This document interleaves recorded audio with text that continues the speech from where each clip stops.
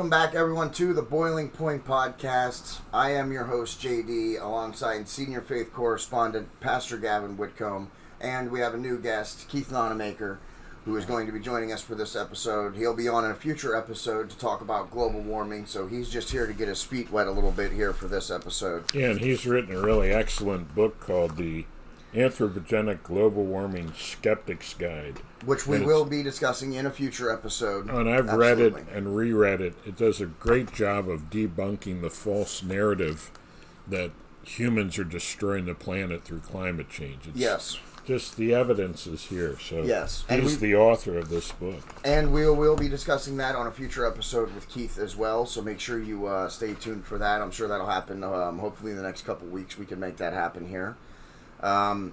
We are on episode 66, and we're going to call it Cancel Culture Part 2. I did a solo episode on cancel culture, and this is kind of going to be a continuation about that.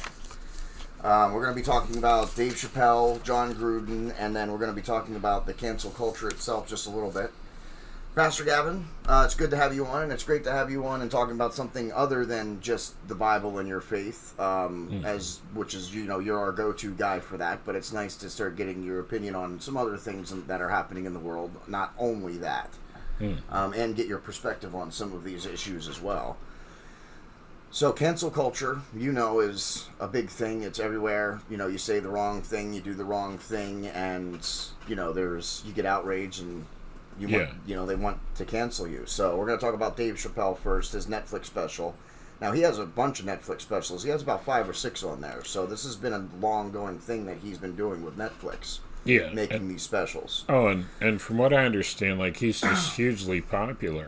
And he is a good... People just love him. He is. Now, I'm not the biggest Dave Chappelle fan, personally. Yeah. Just so we're clear on that. I am not the biggest Dave Chappelle fan. I don't think a lot of his jokes are funny or his specials are funny. He's not a bad comedian. I just don't personally find him that funny. I don't have a problem with what he does or his material. Just the way his delivery and his whole method is not, is not for me. Yeah. I'm an Eddie Murphy, George Carlin, Chris Rock, Robin Williams, but Dave Chappelle, I was never really. He's good, but I've never really been a huge fan of his. Yeah. Well, see. The Bible says that a merry heart doeth good like a medicine. Okay, so it's a good thing to laugh. And now, one problem that I have with some, I'll call them secular comedians as opposed to Christian comedians, is that sometimes their jokes are maybe off-colored. Now, you could use the word dirty, I guess. Yeah. Now, what I want to make clear is that there's nothing wrong with jokes that have a sexual connotation as long as they're within a moral framework. So here's what I mean. If a husband and wife are married to one another, they tell a joke that has a sexual connotation. That's not wrong. Or even if it's within the context of marriage and it's not something that takes that holy thing and denigrates it, then it's not necessarily wrong. Yeah. But sometimes some of these comedians, they tell jokes and it's not in a moral context. Yes. And it laughs at sin or makes light of sin, and yeah. Yes. So that's I think a real genius of a comedian is somebody that can be really funny, but they don't have to be dirty to go there, or they don't have to use profane language, and the whole family would be able to watch it, Now, I would agree with you. There are some comedians, and I think Dave Chappelle, it's part of his delivery that I'm not the biggest fan of. Now, I don't have a problem with some comedians who use some of the slurs and racial things and make some of the jokes that you're talking about, because I know that they're, at least the comedians that I would like to watch, I do know are Christians. And even if they'll make the off-color joke or the joke about God or the Christian faith, I know that it comes from a place where they're saying it just to get people to laugh. They're not doing it to poke fun or to, demean anything. It's about laughing. It's about having a good time. And that, to me, is where I stand. It's about the intent of the joke. If there's a non-believer telling God jokes or Christian jokes, and they're not coming from a place of, pure, hey, I want to make these people laugh, what I mean, and I can tell a joke. They tell jokes like that because it demeans the faith or discriminates it against it, pokes holes in things that aren't true about it. Because most jokes don't come from a place of truth. Mm-hmm. That's what makes them funny, is that they're not true. Yeah. I mean, there are jokes that are true because they're funny, but for the most part, most stand-up comedians tell jokes and tell stories in a way and deliver them in a way that's funny. Mm-hmm. So I don't personally have a problem with when they make some jokes that you might have a problem with. Yeah. I don't necessarily have a problem with it, as long as the person who's making the joke is as an actual believer, then I know that it's coming from a place of, I want to make these people laugh, not I want to make fun or poke fun of this religion or faith. Yeah. And although Christianity is mainly what we're talking about here, I just had to talk with my buddy last night about how when you say faith or religion, that I don't like when Christianity gets lumped in that with everything. It's not. Christianity, Judaism, they're kind of separate from Islam and Catholicism. We did an episode where they have ties, but what you are essentially supposed to believe is not the same thing. Yeah. Yeah, we're talking about biblical Christianity as opposed to other distortions of it or different religions of the world. Yes. Jesus is the way, the truth, and the life, so if it doesn't agree with what he says in his word, it's not true. Yes. Yes. Yeah. That's for a different episode, and that's on another episode, and you should go check that out if you haven't watched it yet. But back see, to Dave there Chappelle. I go, being a pastor. Yep, see, we can't get away from a pastor. That's just who you are. Dave Chappelle, in his new Netflix special, he told a trans joke that was about a personal friend of his, okay? And now through his whole special, like I said, he's making fun of Christians, of Jewish people, just everybody, black people. Nobody's safe from Dave Chappelle. He's going to make fun of you. That's just the way it is. Yeah. So he was telling all sorts of jokes, not just trans jokes, not just only this, all everywhere. He was everywhere, all over the spectrum. He told a personal story about his transgender friend, who was named Daphne. Daphne then came to his defense, his friend came to his defense when the Twitter community tried to call him out as a homophobic and a racist, and she stood up for him. And she got, pardon the term, but she got crucified by her own group for defending Dave Chappelle.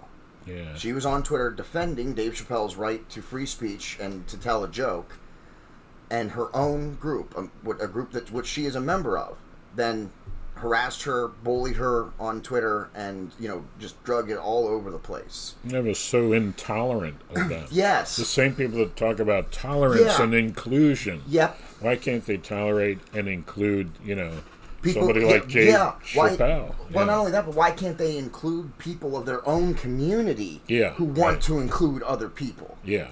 That's what's even more astonishing, that they're willing to throw one of their own members out to the wolves. Yeah. Just because they said something that they didn't like. Oh, well, because you're defending Dave Chappelle's right to free speech, which is allowed in this country, you're no longer, that's it, you're out, you're done. Mm-hmm. And I think that's telling just in itself that this community just goes after its own members when they say something that they're not supposed to. Yeah. Shouldn't people be able to take a joke? That too. Yeah. I mean, if someone makes, Dave Chappelle's, black. If he makes fun of somebody like us who's white, who cares? And there's we can't take a joke. And there's also no big outrage when white people get made fun of. That's a standard. But if a white comedian told a black joke, that would be the end of their career. Yeah, there's this irrational hypersensitivity. Yeah. It's not rational. It doesn't make sense. It's and also illogical. The joke that he told was about his friend, someone he knew personally. Yeah. And the people who were outraged by this did not know her. So that's part of also, I think, the problem is that you're reacting because you don't like what someone said. You're not even concerned with the context that it was said in. Mm-hmm. Oh, those words came out of your mouth, and that's it. You're done. Doesn't matter what the context was. Doesn't matter if it was meant as a joke or meant as something else. Mm-hmm. It doesn't. None of that matters. Intent no longer matters. Only the words that are used. And I listened to portions of his skit, on YouTube, And, he was just being funny, And that Dave Chappelle, he pushes to the envelope. He is Yeah. he is the type of comedian that will tell that joke that maybe will offend some people. Yeah. That's his style. He wants to push the envelope when it comes to comedy. He likes to push it and see how far he can go with it. And sometimes that makes it funnier. Sometimes it does, yes. And sometimes the jokes aren't funny. But I've heard plenty of jokes from him that aren't funny. I watched the whole special last night, and I'll be honest with you, through most of it, I really did not laugh.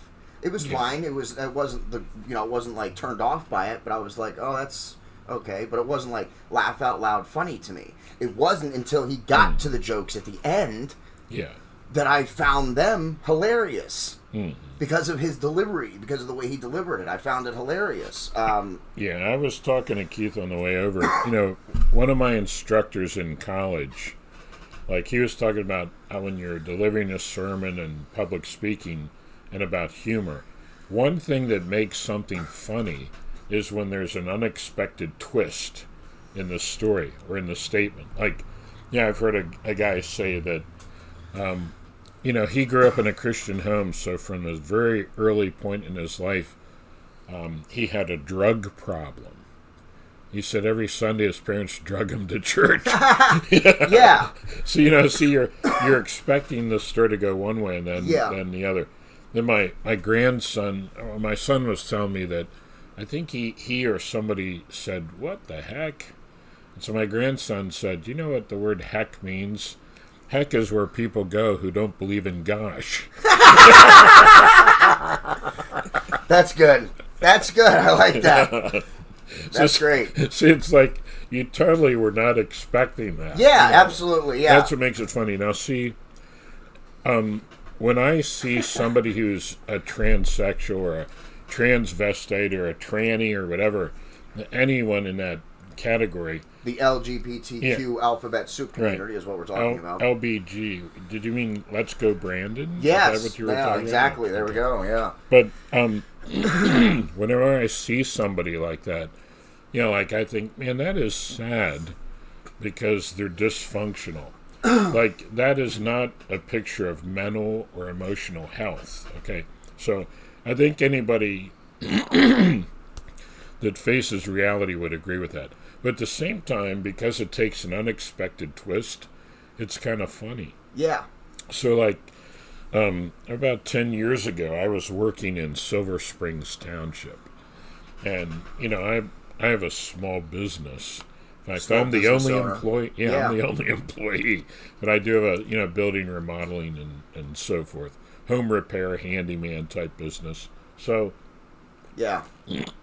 That's what Pastor Gavin does in his time when he's not, delivering the word of God, is he owns his own business, a small business owner, as I have sort of become to be myself with the podcast. So for lunch, like being over there was this restaurant I loved. It was called Fire Mountain. Yeah, I know. Right now they tore it down and built an Aldi's there.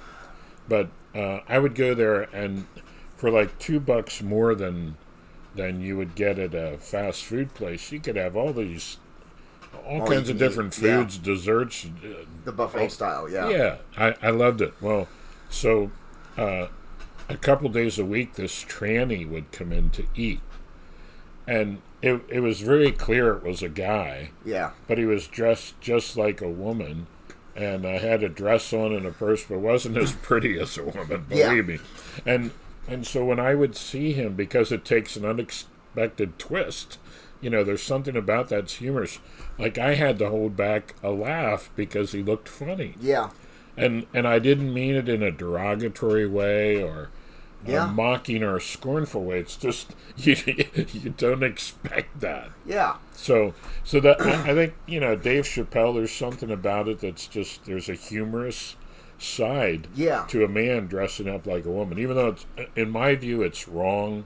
It's they shouldn't be doing that. But let's talk just for a moment about that, because I don't want to get you into too much trouble with online stuff. But let's talk about that for a second. The LGBTQ plus, the alphabet community, as I like to call them. You think that there's some mental illness associated with some of their decisions. Yes, I do. Especially, I would also agree. I would also agree with you on that. Yeah. I think that transgender wanting to change your sex from one to the other would be a sign of something more wrong with a person than just the fact that they want to change sex. Yeah. Now, okay, we are fallen creatures, part of a fallen race in a fallen world. So we're all sinful.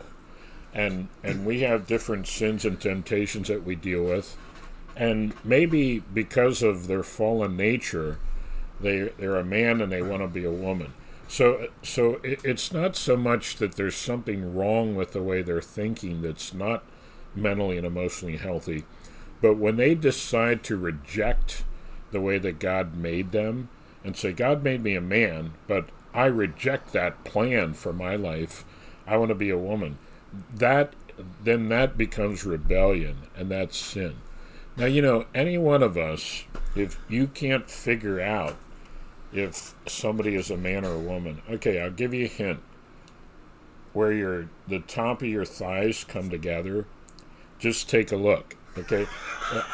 If you have a banana, you're a guy. If there's a donut, with a hole, you're a woman. Okay? Yeah. I'm not trying to be profane. No, absolutely. It's just, isn't it obvious? Yes, it's obvious, but it even goes deeper than that, though. It's not just about the visual identifying marks of a man or a woman, but the genetics are different. We have different chromosomes. Right, XX chromosome and an XY chromosome. Now, let me ask you this. It's a medical scientific fact. There are two genders, and that's what the Bible says. In the beginning, God made them male and female, male and female created He them. Yes.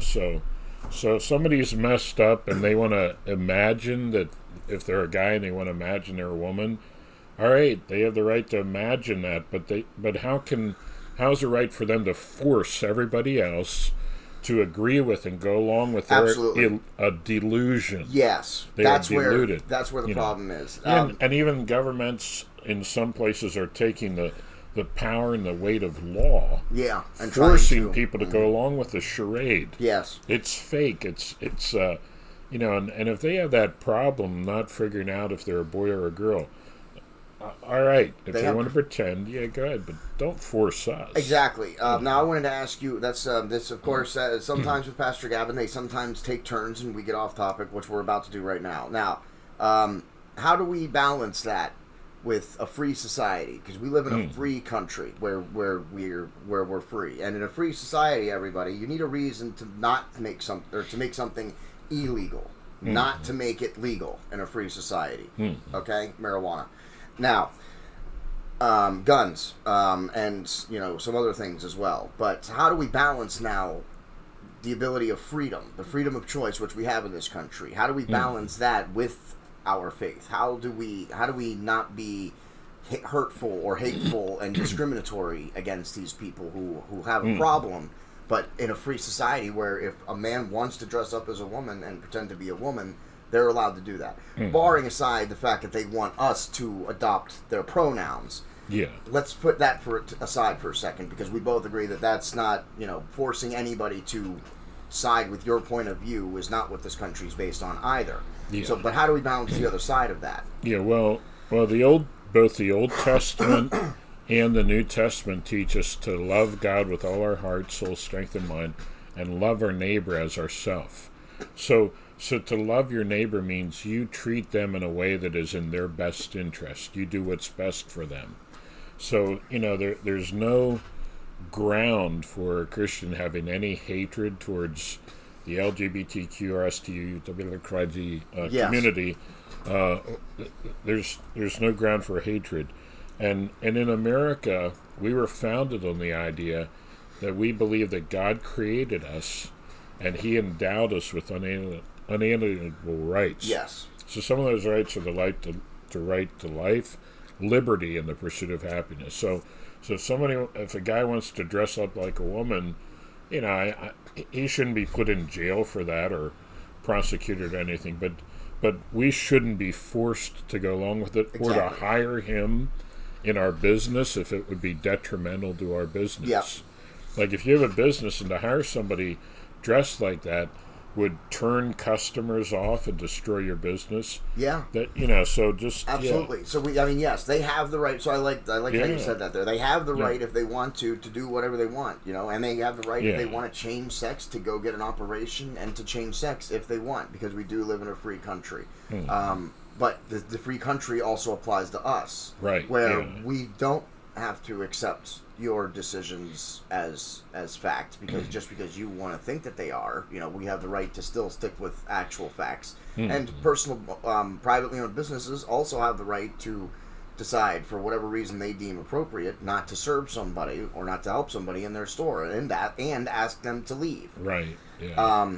Now, of course, there's laws. We've come out with laws so that you cannot discriminate against somebody because of physical disability or sexual orientation. That can't be the reason. Or race or religion. Yes. So you can't. Those can't be the reasons. Yeah. But arbitrarily, you can pick any other reason that you want to not serve somebody or have somebody in your place of business. Which I think is right, because we live in a free country, and private businesses have the same rights as people do, which I'm not going to get us off on a tangent, but why some people think businesses can donate all they want to political campaigns, because private businesses are privately owned, they can do what they want. Right. But that's for a total different episode, not this episode. So if trannies want to live that way, well, you do what you want to do, and let us do what we want to do. Yeah. You leave us alone, we'll let you alone. Yeah, absolutely. Yeah. Now let's get back to Dave Chappelle for just a second, since we got off on a little tangent there. Now, at the end of the episode, that's when he goes off. It's about the final 15 to 18 minutes or so of his special. He tells the whole story of his trans friend named Daphne. Daphne, his friend, ended up killing herself after she had stood up for Dave Chappelle on Twitter, and her own community, then attacked her on Twitter. Yeah. Then. And Daphne was a tranny. Okay, yes. So a friend of Dave. See, there's no hatred. Yeah, exactly. Sorry to interrupt. Absolutely, that's exactly right. I mean, Dave Chappelle was friends with this person. They were friends. She came to his defense when her own community attacked Dave Chappelle for being homophobic and transphobic. So. Now, at the end of the joke, he tells the whole joke. It takes him about 15 or 18 minutes. He tells a nice story about her as well, with jokes involved, which is what comedians do. They usually tell great stories about their friends with some jokes thrown in there, because that's what makes it funny. We're boring, Keith, but that's okay. We're going to keep going. I'm just kidding. Well, let's talk about the term homophobic, or what was the other? Transphobic? Yeah. Okay, those terms are a ruse. First of all, the word phobic comes from the Greek word phobos, which means a fear. So what they do is, if somebody has, like I do, I believe the Bible teaches that homosexual conduct is wrong. Yes, and I also believe the same thing, just so we're on the same page but that doesn't mean I'm afraid of homosexuals. No. But see, to call us transphobic, it's a slur. Yeah. It's a slander, a libelous slander. Like, oh, there's something wrong with you. You have this mental illness. Yep. Well, why is it okay for them to be Christophobic? Yeah. They have this fear of Christians. Or hatred of Christians. Yeah. Yeah. Christophobes. Why is it okay for them to be Christophobic? It is. It's the double standard that community has there, where if you're not accepting of my ideas, you're a hateful bigot, but I don't have to accept your ideas because you're a hateful bigot. Yeah. So your ideas don't matter, or your opinions don't matter. And 1 Corinthians 13 describes love, and it says, "Love rejoices not in iniquity, but rejoices in the truth." So in other words, true love doesn't say, "Hey, I'm rejoicing in iniquity. Go ahead and live a life of sin. I'm supporting you." That's not love. Yeah. Love doesn't rejoice in iniquity. Love rejoices in the truth. So if we share the truth with them in a loving, gracious way, that's love. Yeah. So to really go along with their delusion that they're a man and they think they're a woman, is that rejoicing in the truth, and is that really love? Yeah. Not in my view. No. I don't think that squares with the biblical description of love in 1 Corinthians 13. Yeah. So. I also would agree with that. So Dave Chappelle then he tells a story, gives the whole story, and he delivers some jokes throughout it, which is what the community had a problem with. His jokes about his trans friend, his own trans friend. Yeah. You know what I loved about Dave Chappelle? What he said. He said, "I am not going to be canceled," and he wasn't going to back down to the bullying of the trans community or the LGBTQ community, and he wasn't backing down, and he said, if you, the LGBTQ community, wants to talk to me, I will not be summoned by you. Yeah. You're not going to call me in, and you come to me then. But and he took a stand. I'm not going to be bullied. And I think he took a stand in the best way possible, because also at the end of it, he also says that his own friend would have liked the joke that he told. Okay, so and who would know, him or a bunch of people who never met this person? So if he thinks that Daphne would have liked that joke, then who are we to say otherwise? We're not anybody to say otherwise. Yeah, so probably Daphne. Yeah, she was able to take a joke. And, exactly. And these other people should be too. And now, Dave Chappelle also started a college fund for his friend Daphne's daughter, who's very young. I don't even think she's in grade school at the moment yet. He did that. He started a college fund for his friend's daughter. What did the Alphabet Soup community do for Daphne's daughter? Did they start a college fund? I don't think that they did, because I wasn't able to find any information on that. If I'm wrong, and the Alphabet Soup community did something for Daphne's child after she killed herself, please leave a comment below and let me know if I'm wrong, because I could not find anything. As far as I'm concerned, they attacked her and potentially caused her to commit suicide. It was so hateful of him to establish that fund for the daughter of a transvestite who died. Oh, so hateful. Yeah, it's terrible of him to... He's such a hateful bigot. To give that money to help her out. Yeah.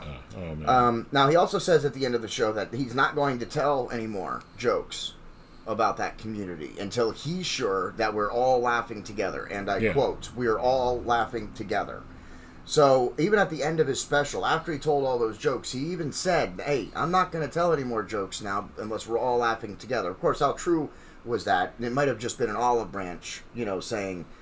but as soon as they outrage at him again, I hope he does start returning to jokes and starts making fun of him again. He seemed very sincere, and I thought that was a brilliant way to say it. Yeah, I think that's what I think. The special that everybody has a problem with was one of his best specials. Like I said, I'm not a big Dave Chappelle fan anyway. I think he's good. I don't find him overly humorous. I don't usually laugh at a lot of his jokes.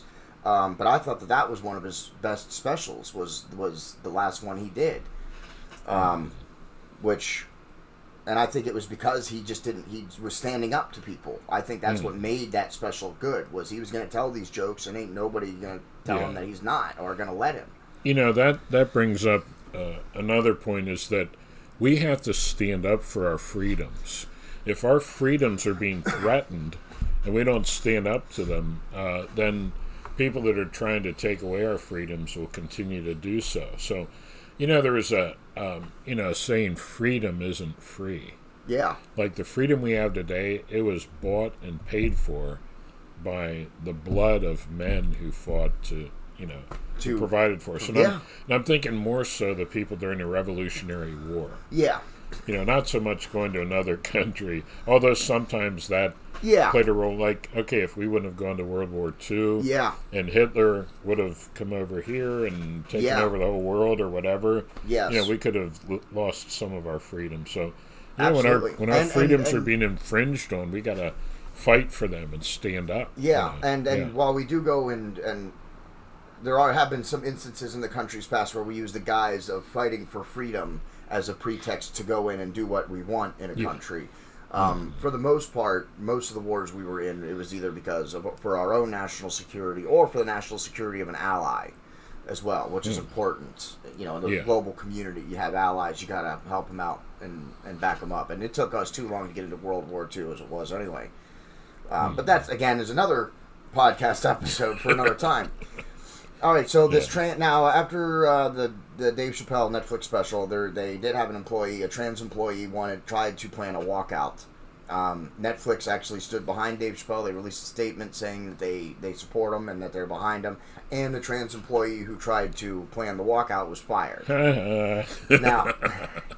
Now, this is also... I found this weird by Netflix because this is the same company that made the special Cuties, which is about underage girls dancing. If you didn't... I didn't know if you didn't know about that. I heard about it. Yeah. I did not watch the special, but I did look at some coverage, some people who did watch it and then talked about it on a podcast or something. I didn't think that I should do it on my podcast for many different reasons, not the least of which being I didn't want to be physically ill. Yeah, that is. But so it was weird that a company like Netflix, has a special like Cuties in which there is actual underage nudity in the special. Okay, I saw a few news clips. Yeah, so and now they're sick. It is. It absolutely is. And now, but now they're standing up for Dave Chappelle and his freedom for free speech. So, but I found that weird. I guess they're just for all free speech, no matter what it is, even if it's morally wrong. But I did find it interesting that Netflix, a company who seemed to be leaning liberal, all of a sudden is standing up for Dave Chappelle for telling jokes. I found that very interesting, and I was very impressed with Netflix for doing that. And I don't think that Dave Chappelle will be canceled by cancel culture. I think that Netflix is standing behind him, so I think we'll probably see him with another special in the next year or two, probably. Yeah. Okay, well, we were going to talk about the Jon Gruden thing. Yes, Jon Gruden next. Now we're going to switch to the NFL. So I told you guys on the last football episode that me and Pastor Gavin were going to be talking about this. Now, Jon Gruden is another person that I am not necessarily the biggest fan of, like Dave Chappelle. I don't think Jon Gruden is a great coach. I think he's fine. He's a fine coach. He has a Super Bowl ring. That's great. But I don't think he's a very good coach. That's just my opinion. But what I think about him does not mean, just because I don't like him as a coach or don't think he's a good coach, I don't think he should be fired just because I don't think he's a good coach either. And he resigned, fired. He was fired. I mean, let's just be honest. He was fired. He resigned, but he was fired. Yeah. He was fired for racist emails. Now, you said you looked this up too, and I definitely did, and we could not find any emails. I found 2 excerpts from an email. But we could not find copies of these emails.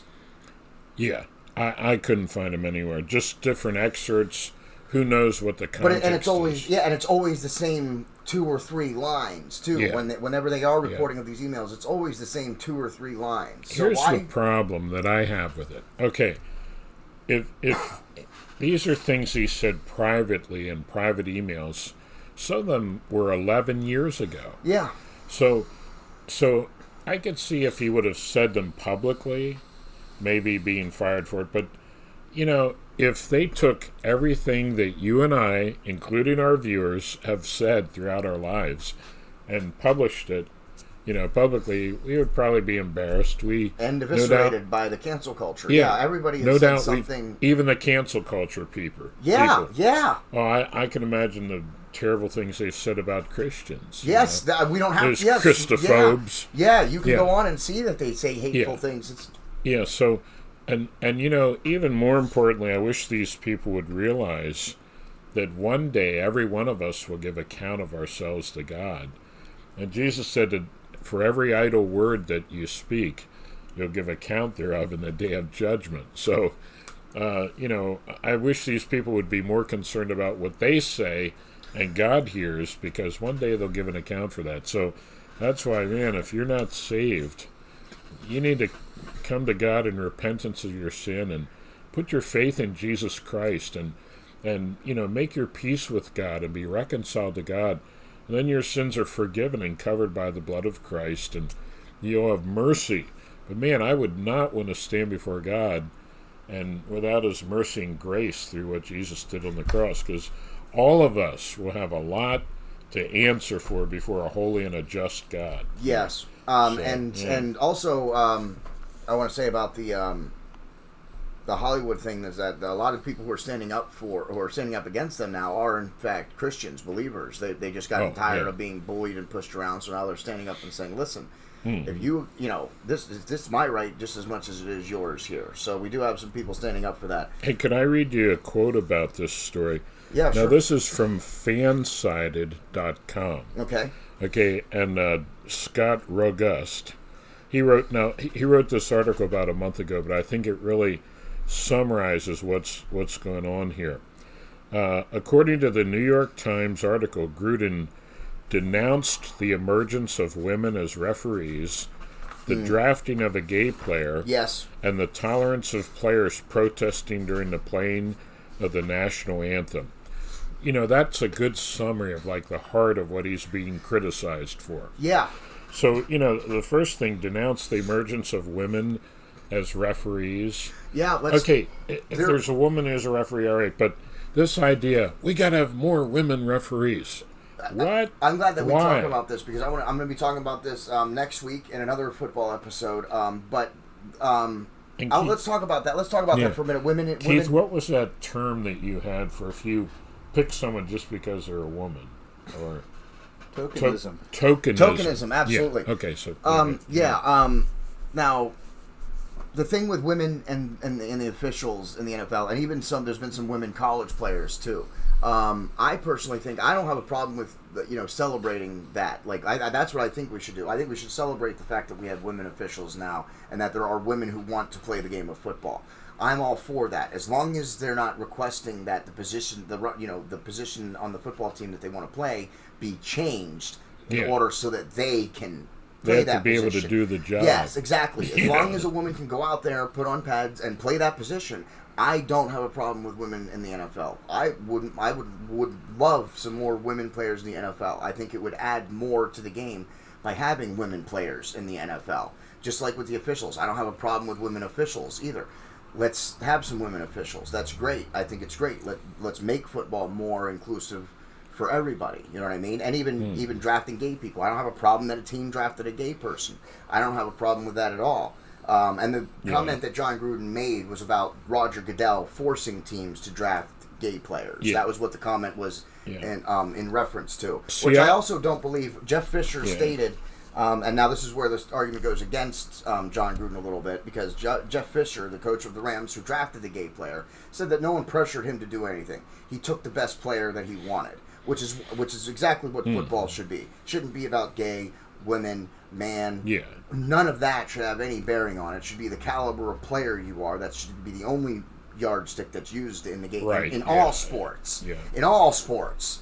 The only yardstick that should be measured is, can you do it? Then you can. That's it. So as far as women officials or any of that, I don't have a problem with any of that necessarily. I think it's great. I don't either, as long as the reason is not, we need more women. Tokenism, just to have a woman. Just do it if that's someone who's qualified. But now let me ask you a question though. Like, let's say that the NFL, for the sake of argument in this conversation, let's say they did hire this female official for tokenism, so that they could have a female official. As long as we did with our vice president. Yeah, as long as she completes the job and does the job, we also should recognize that she took an opportunity from a bad situation and made something out of it. Yeah. Because even if it was even if she was hired for tokenism, as long as she can go out there and do the job and she does it well, then the reason why she got the job then should matter less, in my opinion. Yeah. Yeah. Okay. Yeah, about hiring gay players, I don't care, if they do that or not. That's irrelevant to me. But why do they have to announce he's a gay player? Why do they have to make that an issue and announce that? It's ridiculous. Yeah. It shouldn't have anything to do with it. The gay player came out right before the draft, and I personally believe his name is Michael Sam, and I think he was pressured by other people to come out as gay. I think he wanted to keep it private and keep it to himself. Which is also their rights. That's what I'm saying. Gay people also don't have to just come out and announce to the world that they're gay. Right. They have a right to privacy just like we do. Mm-hmm. And if they don't want to go out there and announce it, then they don't have to. But again, that's another thing that they're shamed for. People who don't want to go out and announce that they're gay, or then they're not part of the alphabet soup community either. because they're not willing to come out and say, I'm gay.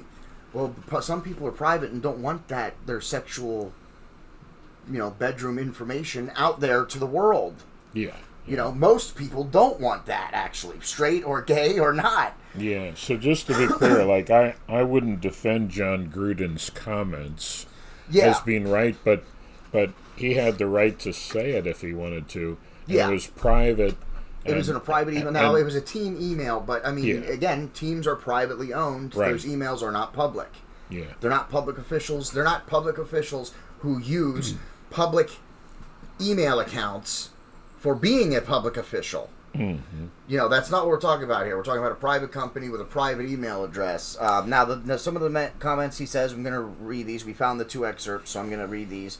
People can decide for themselves what Jon Gruden should be, although we don't know the whole story because we don't have the emails. They haven't actually been released, the whole things. Mm-hmm. So he made a comment, I believe it was about Bruce Smith, saying his lips were the size of Michelin tires. It's funny. It's funny. It's funny. It's funny. He's just It is. It's funny. It's funny. It's funny. I think it is. So. And I mean nothing against anyone. No. Yeah, it's funny. I mean, I've heard black people make jokes about when they got big lips and stuff too. So, I mean, and also, if you're really offended by that, then I encourage you to go watch Eddie Murphy's comedy special entitled Raw. And then come back to me and tell me how, what Jon Gruden is saying is so terrible, because that was way worse. I wonder what they say about soda crackers like us. Yeah. That's what they call us. Yeah, that's probably right. And that doesn't bother me at all. Call me what you honkies. Yeah, I'm a honky. Yeah, call me what you like, as long as you understand that I am a Christian American man. Yeah. I don't care what other words you want to throw in there. Whatever, it doesn't matter to me. In another email, he also was the comment we were talking about that Jon Gruden was forcing teams to draft, quote, queers. Which now, queers is not even a term that is considered to be derogatory by the alphabet soup community anymore. It's LBGTQ. The Q in it stands for queer. Yeah, so they can call themselves that. Yeah. Just no one else can. Yeah. So who made that rule? Yeah, exactly. It's just like, okay, referring to blacks, I do not, use the N-word. But black people call each other the N-word. And that's what when I talk to, because I have friends who are black, and I said, listen, either it's nobody can say it, or anybody can say it. Yeah. This double standard of how some people can say it, or how you're reclaiming, with quotation marks, the word, then that I'm sorry, no, you don't get to reclaim a word. You don't own it. Mm. You know what I mean? Yeah, I understand. Yes, I get that. What was hilarious about what I just said. But guess what? You can't own words. Even though it's terrible that at one point in time, and in places of the world right now, you can still own people. Maybe have outrage over the places in the world that still allow slavery and human trafficking, and less about the countries who have made changes against that. Because we are a free country now, everybody's free. We don't enslave people, but there are countries that enslave and human traffic people out there, and maybe they should go spend time worrying about those people. Yeah. Now, the coverage on this story, the Gruden story, is also, I want to talk about that, the coverage on the story. The New York Times reported this, and they hammer Gruden and the NFL, saying that despite all their slogans and their banners about all inclusive and equal, that they breed a culture within that's homophobia. They are the owners, because the owners are the good old boys. I also saw that, and I quote, "good old boys," referring to the owners of the NFL. So again, how can you refer to the white owners as good old boys when you don't necessarily know anything about them, and call them racist and everything else? And have you ever noticed, in the NFL, what percentage of the players are black? Yeah. Isn't it like 70%? Well, see, now, yes, it is. It's about 70% of the players are black, but the problem is that coaches and owners are not. They make up a much smaller percentage. Coaches, there's only I think two black coaches right now. It just shows to me that blacks are better at playing. Yeah. And there aren't as many blacks who are interested in coaching or as good at it as, I don't know. To me, also, I think it comes down to the culture now, because you are starting to get some black owners, and these black owners of football teams are black people.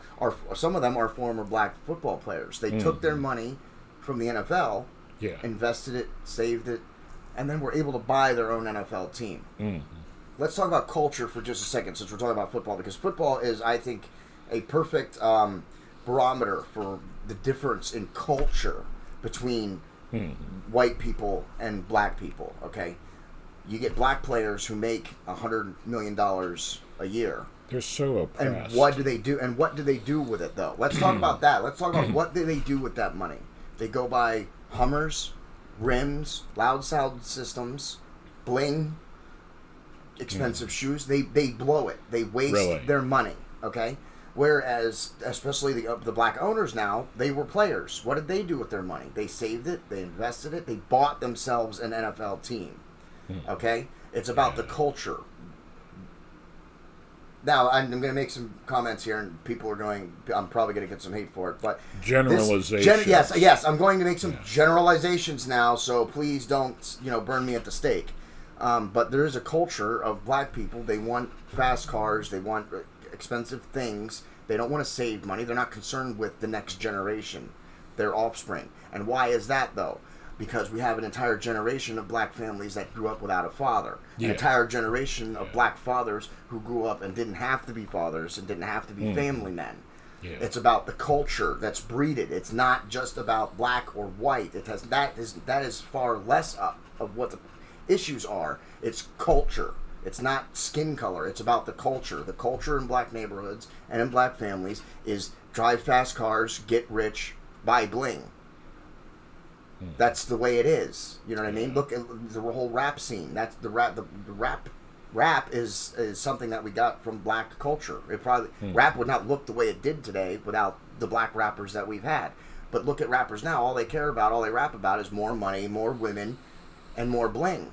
That's what the culture is. So I think that, like I said, culture has more to do with it than your skin color. If you grow up in a house where all you care about is getting your fast car and blowing your paycheck as soon as it's in your pocket, then when you're older and you get $100 million, that's all you're concerned with. Yeah, it's unfortunate. Yeah, we completely got off there a little bit on that one.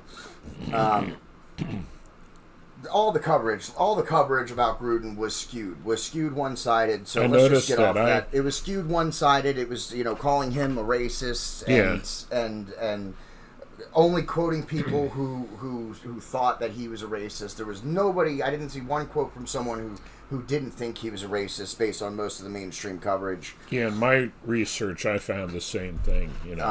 Biased against him. The Washington Post, they had the largest story. And they had quotes from people saying Gruden being is a racist, and it also shows a deeper problem in the NFL.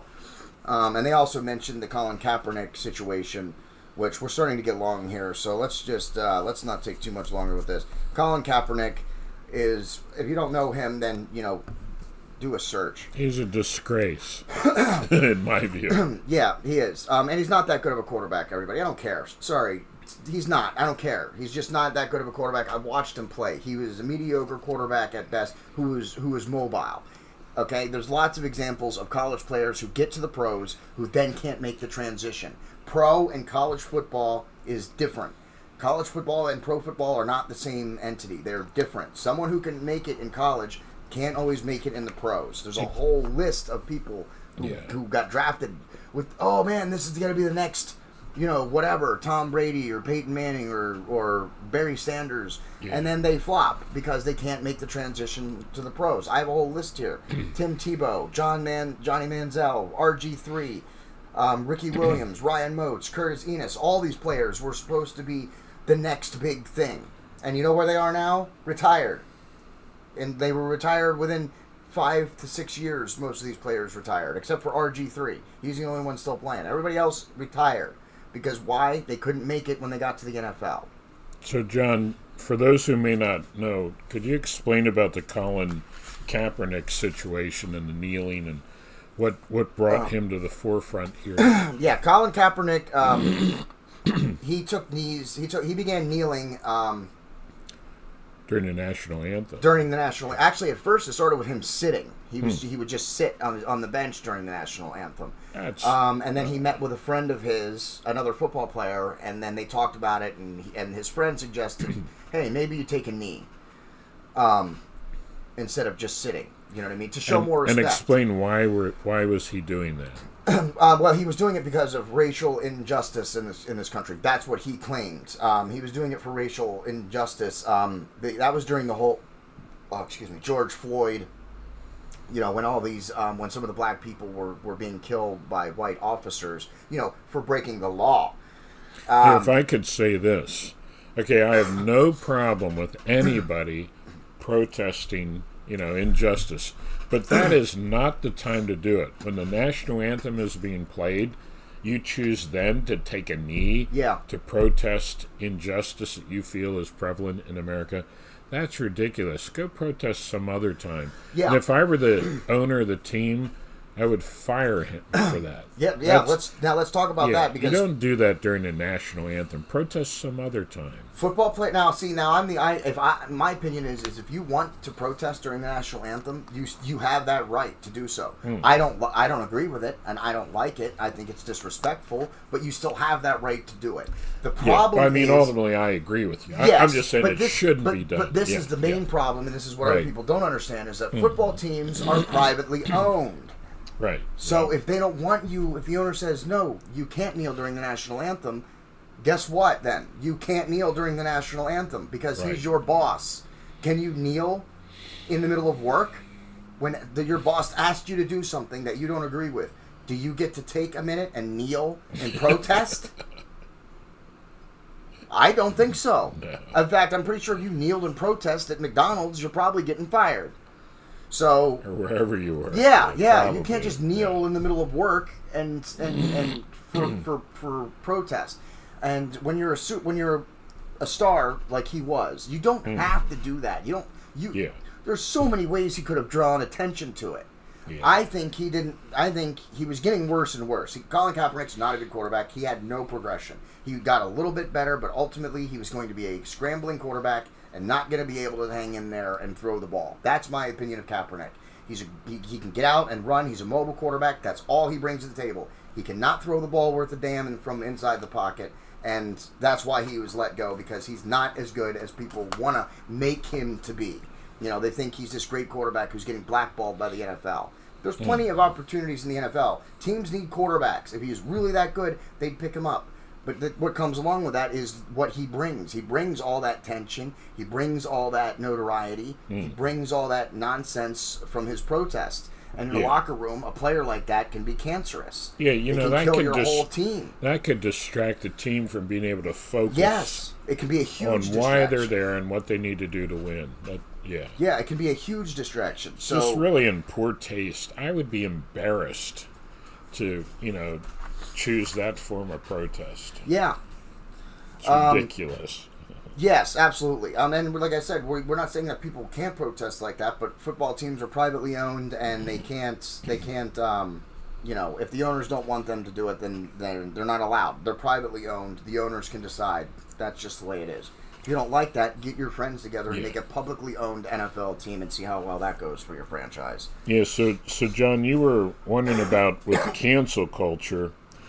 It's only a minority of people that hold those weird views. Yeah. And they're imposing it on the culture. But how does that? Yeah, that's what how's this happening? It seems like people in very powerful, influential segments of our society, they're able to exert control.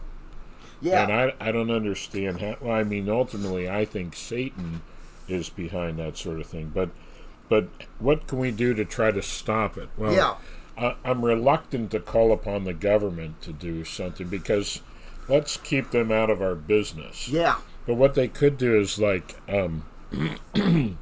platforms that are set up as public forums, like Facebook and all that. They have special tax status. Yep. And they're shielded from liability. that that needs to be enforced. Yep. But I think a lot of this cancel culture, and I did talk about this in my first cancel culture episode. Go check that one out. Actually, they have protection, oh man, I can't remember what it is. It's it's from liability. Section 203. Yeah, they don't. They're not liable. Facebook, they're a public forum, so that means they're like a town square. They're like going out to a town square and saying something.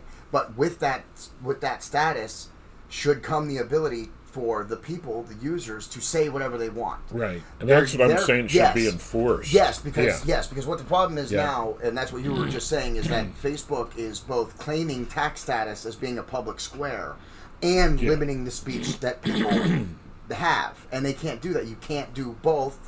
That's illegal. You either, if you want to be a privately owned business, fine, but then pay your taxes. They talk about the rich not paying their fair share of taxes, right? Which is completely ridiculous. The top 1% of this country pay for the bottom 35 or 40% of this country. So they do pay their fair share of taxes. But you should look into businesses and corporations who get tax statuses and then become exempt from taxes. Facebook, Google being one of them. Those are just two examples of companies who claim status as a public forum, a public square, a newspaper, if you will. But then will limit your speech at the same time. You can't do that. You can't limit the speech. If you're privately owned, then yes, you can decide what people say on Facebook if you're privately owned. They're acting as publishers. Yes. But they can't. That's what I'm saying, though. They can't be publishers while limiting speech. You can't do that. Well, if they're publishers, they could limit speech, but they're a public forum. Oh, that's it. Yes. So, exactly. So now, here's what we could do to stop it. Mike Lindell, the owner of MyPillow. Yeah. He, they tried to cancel him. So Bed and Beyond wasn't selling his pillows anymore, his merchandise. Other stores said, we're not selling your stuff anymore. So what a lot of people have done, myself included, we intentionally ordered and bought stuff from Mike Lindell to, just say, hey, we're supporting you, and maybe these stores are canceling you, but we're not. And sales, so my wife and I, we ordered, a couple sets of towels, which they are really good. Like some towels, you put them on on you, and they don't at first absorb. These are like really absorbent, and they're just beautiful. And I think Keith and Beth, we got all kinds of stuff. Yeah. So see, that's one way to fight against this. Yes, with capitalism, with our own vote with your feet, with your dollars. Yeah, exactly. We live in a capitalist culture, and the almighty dollar does make a large statement. So I'm reluctant to push for, hey, let's get legislation. Absolutely. Let's keep the government out of this, except for make them enforce the policy that already exists. Right. Yeah. Exactly. Public forums enforce what already exists, but that's it. Right. Yes, and I would agree with you there. In a capitalist society, being the buyer, being the purchaser, that does give us a lot of power. Which is one of the reasons why I'm so against socialism, because as soon as you start instituting that, then you're also going to have companies telling you what they're going to sell you, not having choice to buy something.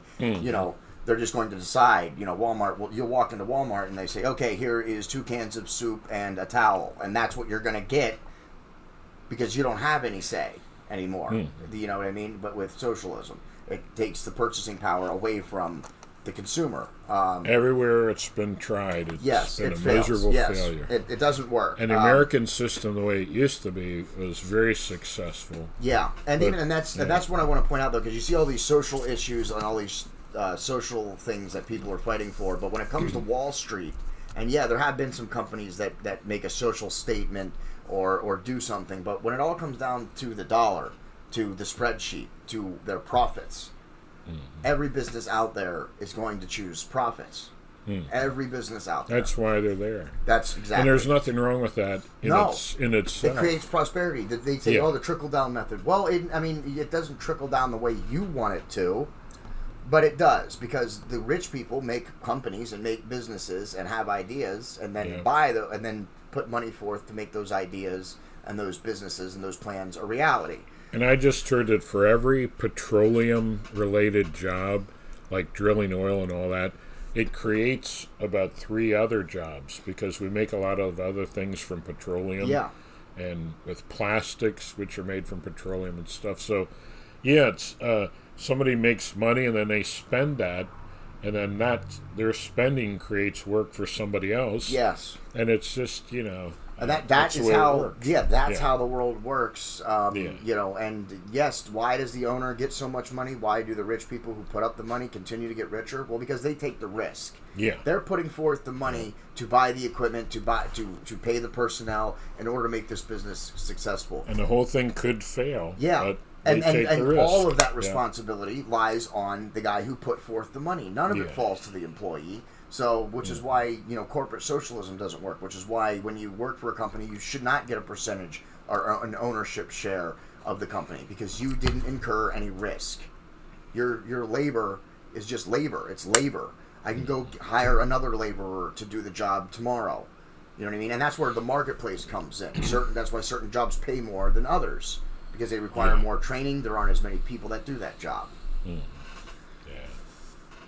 So, well, that's good. Well, Pastor Gavin, I think that's where we're gonna wrap it up. We had a couple more things on here that we wanted to talk about. The FBI targeting parents as domestic terrorists, and then we wanted to talk about Superman. But I think it's going to be best if we just hold on to those for the next episode because we just talked for a long time.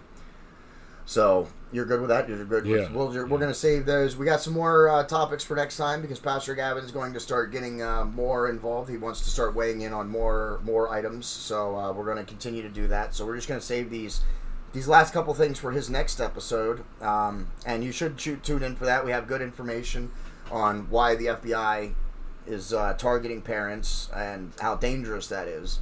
So we are going to talk about that on the next episode of Pastor Gavin, so make sure you look for that. And see, that can wait because, unfortunately, I'm afraid that's going to continue. Yes. So it'll still be relevant. Yeah.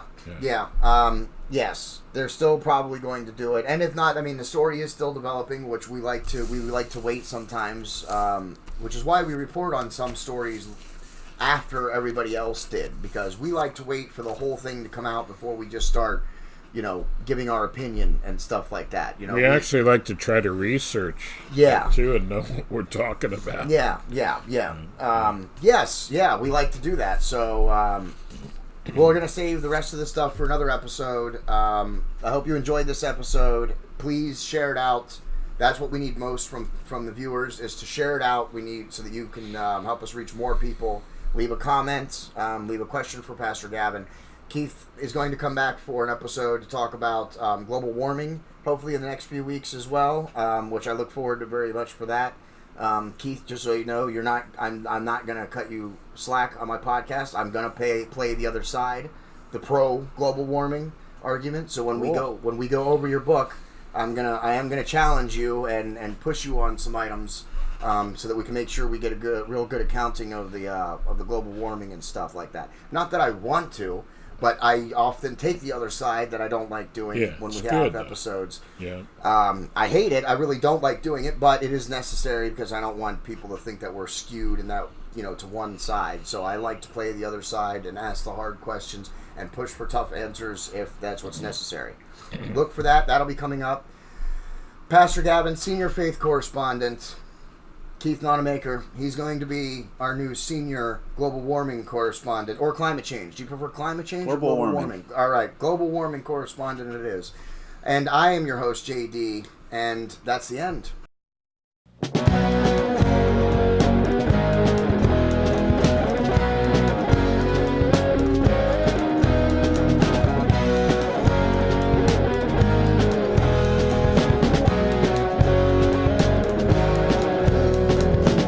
I'm not around, have you found? I'm always on you.